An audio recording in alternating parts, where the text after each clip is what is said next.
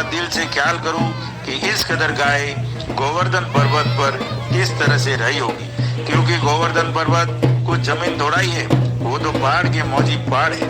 और अलावा इसकी ये जो संसार के लोग कहते हैं कि ब्रज के लोगों ने इंद्र महाराज ने तकरार की थी।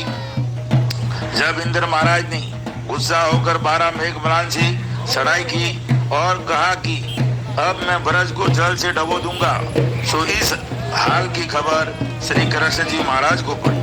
जब कृष्ण महाराज ने अपने हाथ के नाखून पर पहाड़ को उठा करके ब्रज के ऊपर साया किया और ब्रज को नहीं डूबने दिया, सो ये बात भी झूठी है और ख्याल करने के काबिल है, क्योंकि पहाड़ किसी से नहीं उठ सकता है।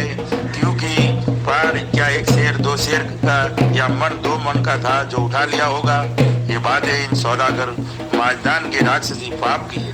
सो अब तुम संसार के लोगों इन बातों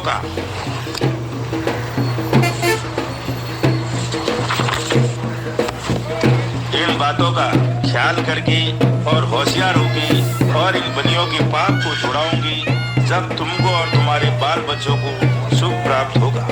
नहीं तो ये बनिए सबको अपने राक्षसी पाप से बिना मौत मार देंगे।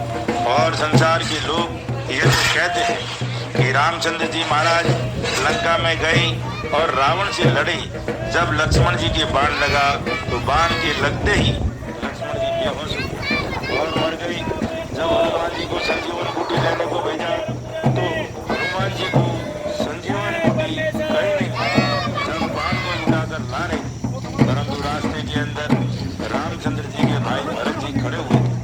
सो उन्होंने अपने दिल में यह विचार किया कि कोई दुश्मन मेरे भाइयों के ऊपर डालने को बाण उठाकर लिए जाता है और मेरे भाइयों की फौज पर डालेगा तो मेरे भाइयों की तमाम फौज और मेरे भाई दब के मर जाएंगे। इस बात का ख्याल करके भरत जी ने हनुमान के बाण मारा तो बाण के लगते ही हनुमान नीचे आ पड़ा।